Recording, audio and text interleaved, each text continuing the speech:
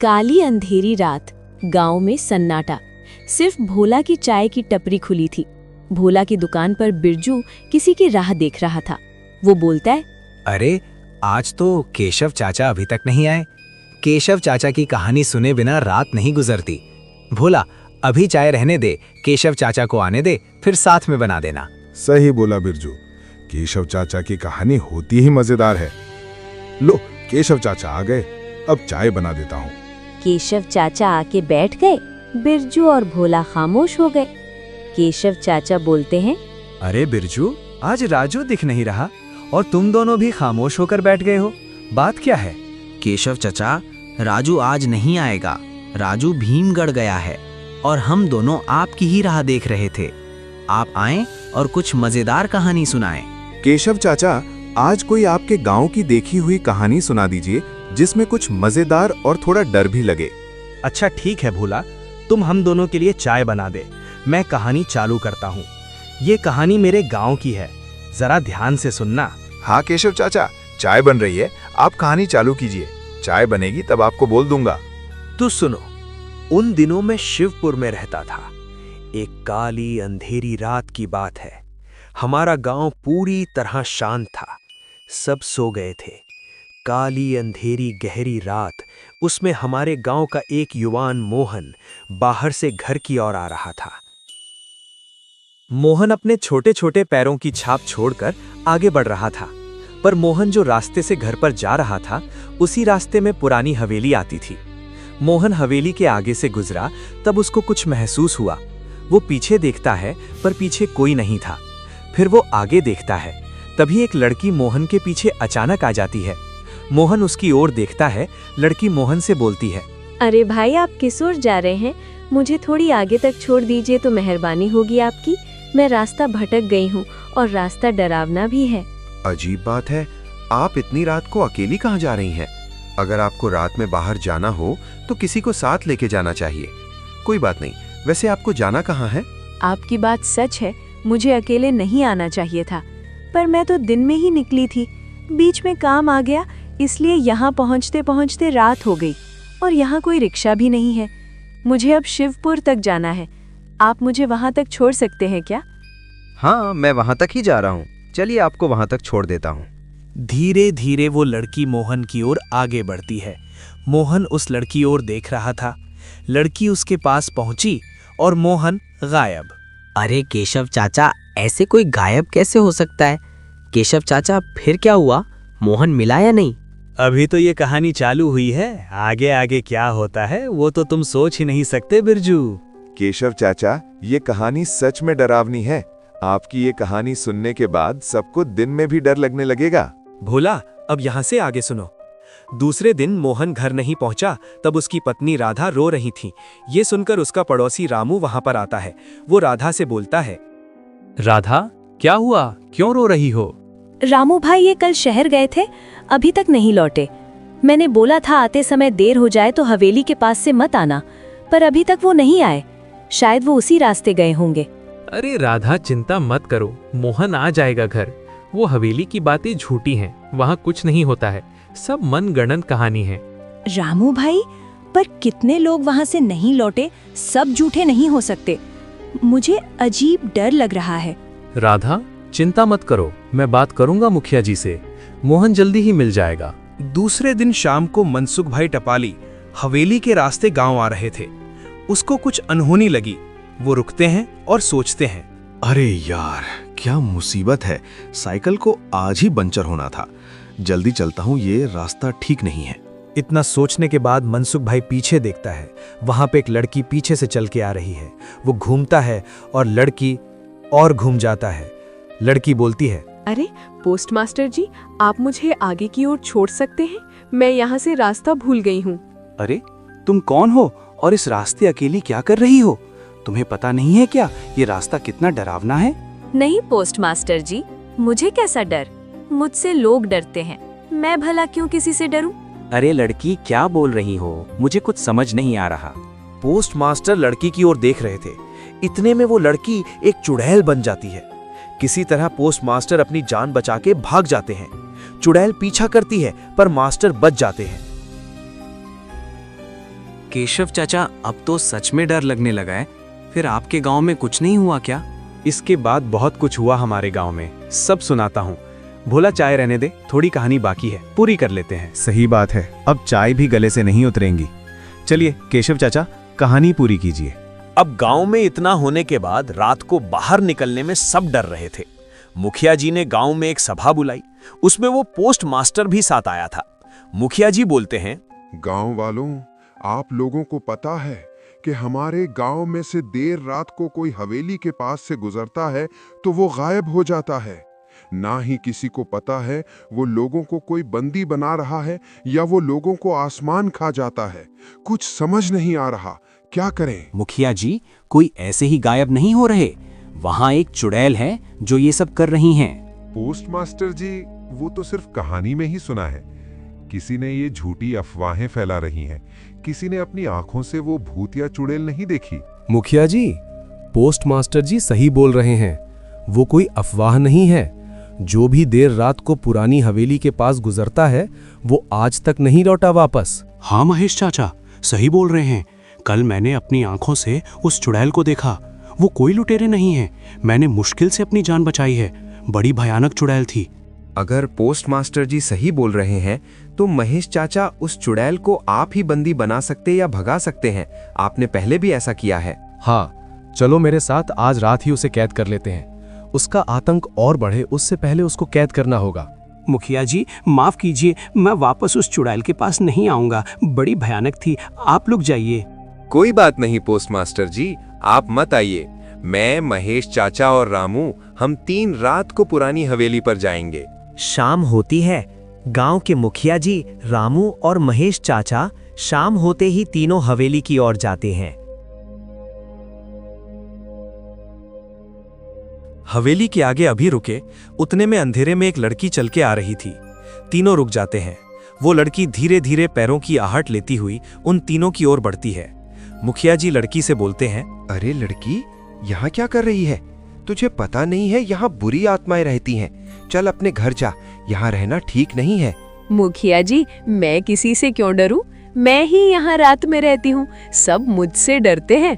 मुखिया जी, आप पीछे आ जाइए। ये लड़की ही वो चुड़ैल है। इसकी बातें सुन रहे हैं ना?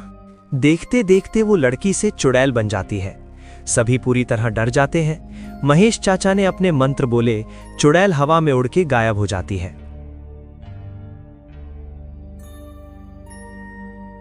मुखिया जी महेश चाचा की ओर देखकर बोलते हैं, चलो महेश चाचा, आखिरकार एक बड़ी मुसीबत टल ही गई।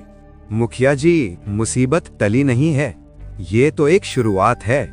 महेश चाचा ने ऐसा क्यों बोला आखिर में, वो जानने के लिए चैनल सब्सक्राइब कर लीजिए। मिलेंगे एक नए भाग में। रत्नपुर की सड़क पर लाखा सेठ अपनी धीमी धीमी पैरों की आहट लेके चल रहे थे। चारों ओर घोर अंधेरा और एक डरावनी आवाजें आ रही थी। लाखा सेठ ने वो आवाज सुनी और सोचने लगते हैं, इतनी भयानक आवाज शायद कोई जंगली जानवर की है। मुझे ज्यादा देर नहीं करनी चाहिए, यहाँ से जल्दी ही निकलना होगा। फिर लाखा सेठ ने अपने कदम और तेज कर लिए और जंगल के रास्ते आगे बढ़ने लगे। इधर जंगल की दूसरी ओर रामू अपनी रिक्शा लेके जा रहा था।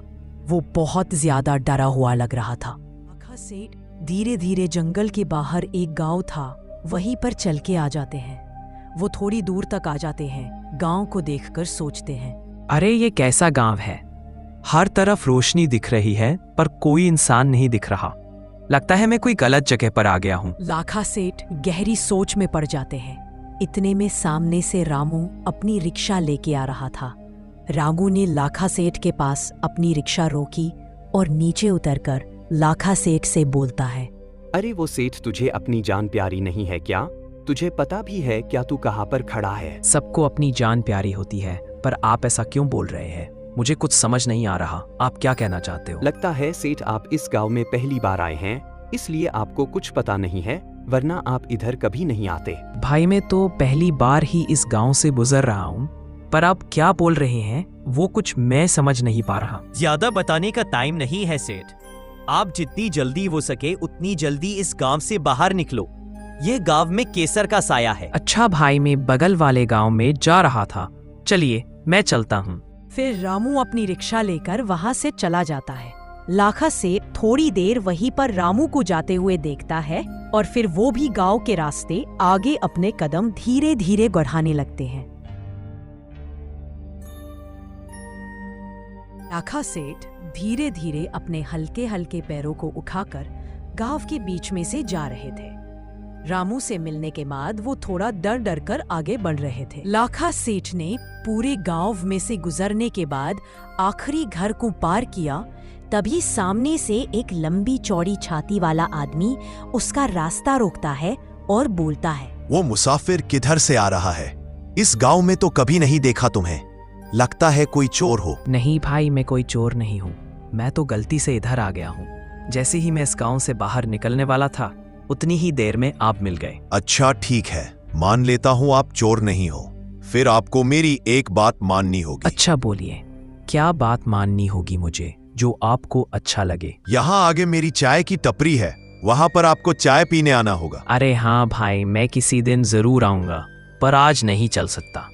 वैसे काफी देर हो गई है, मुझे घर भी पहुंचना है। अच्छा ठीक है, पर याद रहे अगर तू वहाँ नहीं आया तो मैं तुझे ढूंढ लूंगा। याद रहे अकेले आना। हाँ भाई जरूर आऊंगा, पर अभी मेरा रास्ता छोड़ो, मुझे घर भी जाना है। अच्छा ठीक है, चलो जाओ तुम अपने घर, मुझे भी काम करने जाना है।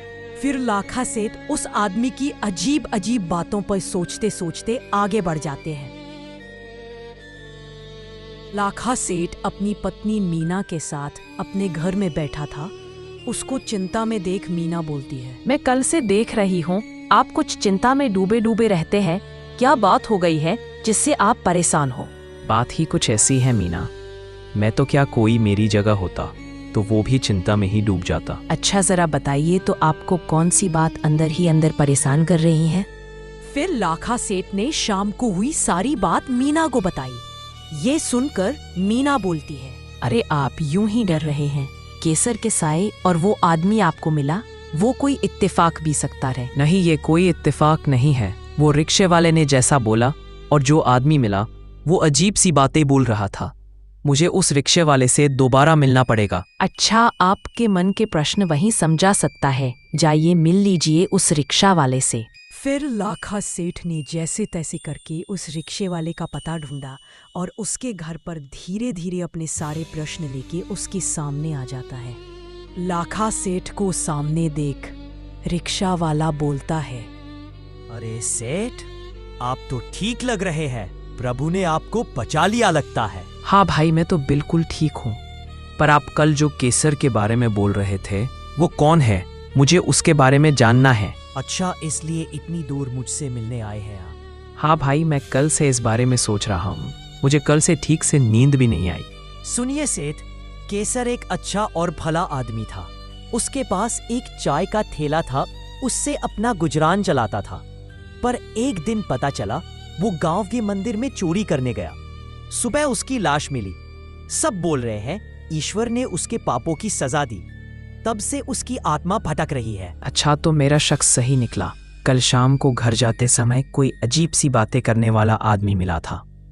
वो शायद वही था। हो सकता है सेठ, आप वापस अपने घर पर जाएं, तब ध्यान से जाना, आपको वही जंगल के रास्ते ही जाना होगा और शाम को भी होने आई है। सही बात है, मुझे अब चलना होगा। शाम होने से पहले जंगल से बाहर निकलना होगा। लाखा सेठ को वापस घर लौटने में काफी देर हो गई थी। वो डर डर कर रास्ते में कभी पीछे कभी आगे देखकर चलने लगे। लाखा सेठ वही जंगल में वापस आ गए।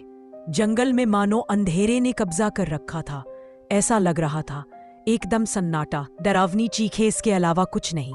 लाखा सेठ रुकता है, पीछे देखता है और सोचता है, अंधेरे के अलावा कुछ नहीं है।